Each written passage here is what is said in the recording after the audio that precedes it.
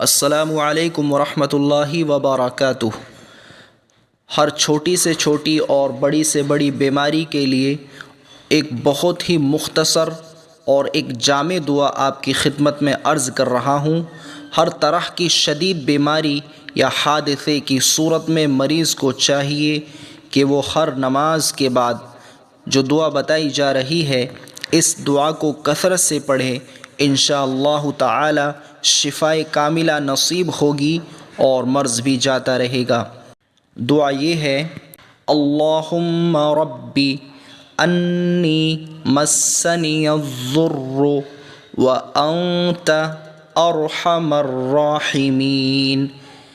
اللہم ربی انی مسنی الضر وانت ارحم الراحمین۔